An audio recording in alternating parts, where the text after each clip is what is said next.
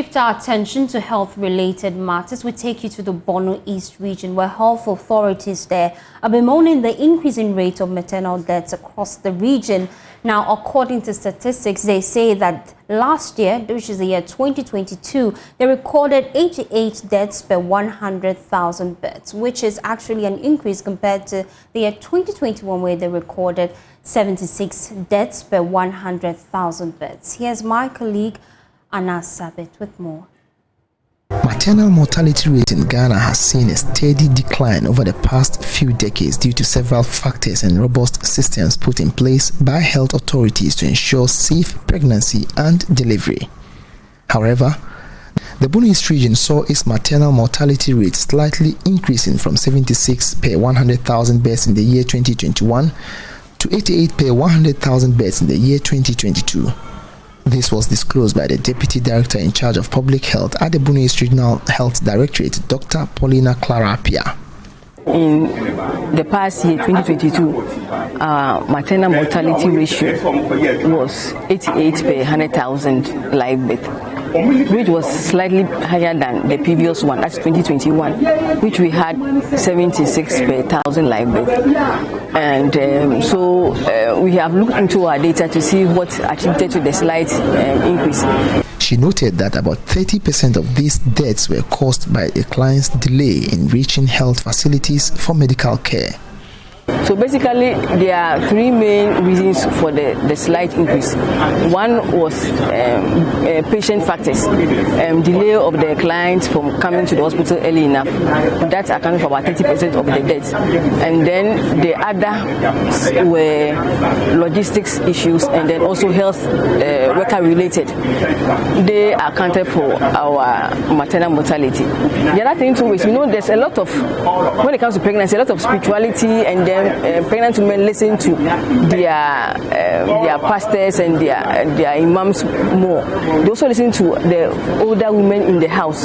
So sometimes you can teach all you want at the hospital, but they influence them a lot in the house. Some also take some concoctions because they want to deliver early. When they come to the hospital, they don't want to stay for that long. So one or two of the cases, that was the reason why they delayed in coming to the hospital. As a means of helping improve the situation, the region has instituted a task force to identify key causes and deduce solutions to the challenge. What we are doing as a region is we have a maternal audit task force that we already have it, but we are going to look at the recommendations that the audit committees had. Usually after every death, there's an audit that is done and recommendations are given. So as the task force, we are going to go and then look at the recommendations and make sure that those recommendations are applied.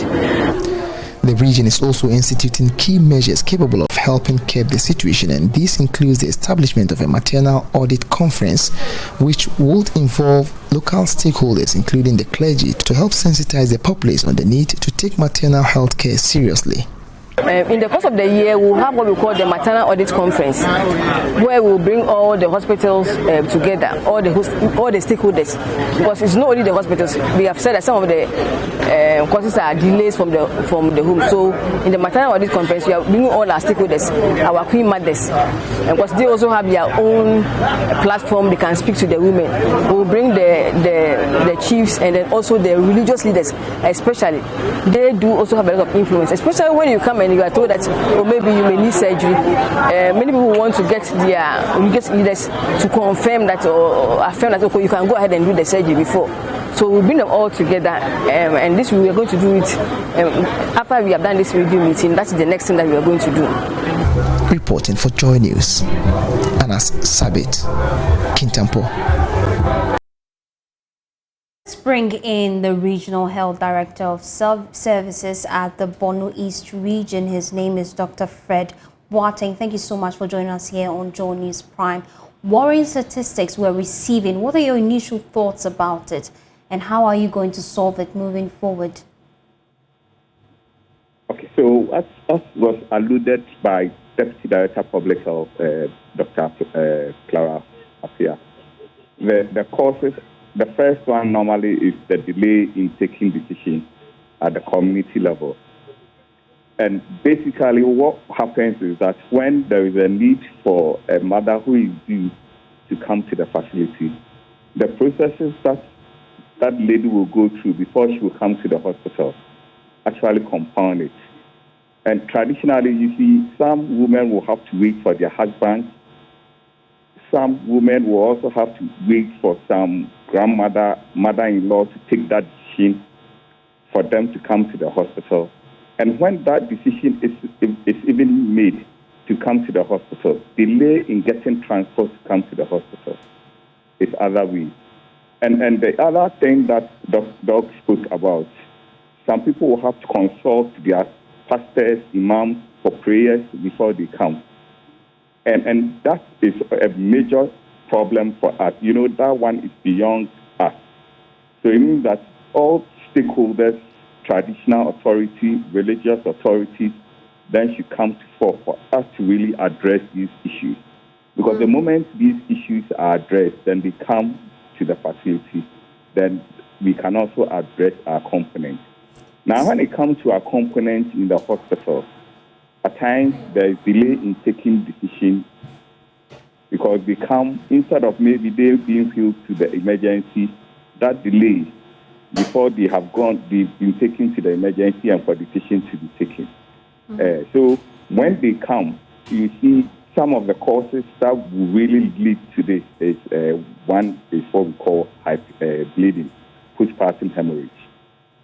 And normally, people will just reduce it that, look, if they need blood, why don't you give them blood? But the processes that will lead to that may lead to other complications, for example, what we call DIC, a long term.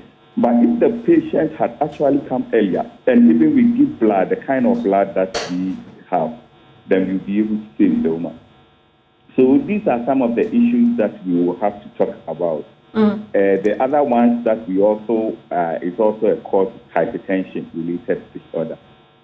And that one, there is a need for us to take it very early for us to manage in terms of curtailing. Some of them, you just have to do section for the woman to be taken from this complication.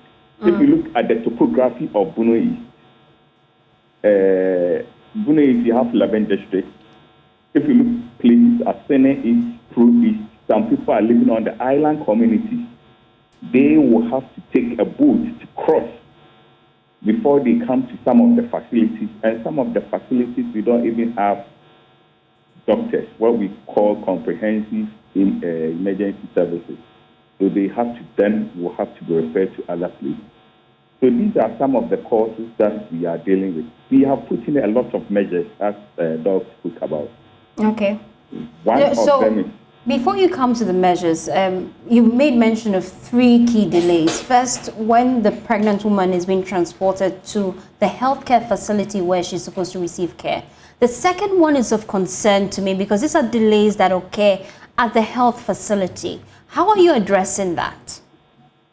So right now what we are doing is triaging system. Any woman who will come in labor to the hospital will have to be kind of sorted out.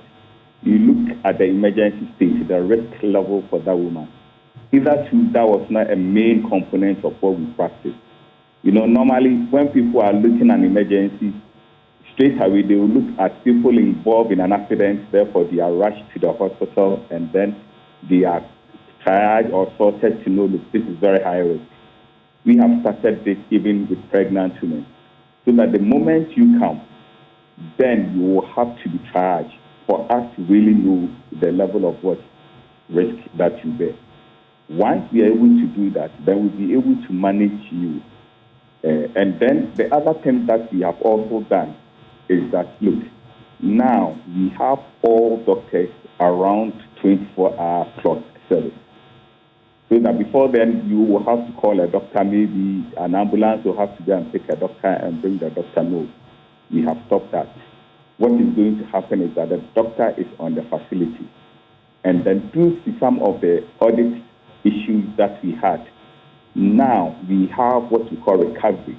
wards, especially after you have gone through a cesarean section. We are not just going to transport you from the emergency to the recovery ward. No, there is an emergency bay for you where nurses are there to be able to monitor you necessarily as by the protocol. So these are things that we have done. And then now we are also campaigning actively to make sure that we have adequate blood available. The other one, which we are still looking at, for example, when somebody has bled massively, the kind of blood that you need is a different form, which we call fresh frozen plasma. Currently, what we are doing is that we are trying to engage the National Blood Bank so that we will be able to also harvest that kind of product, which we'll be able to make available for others.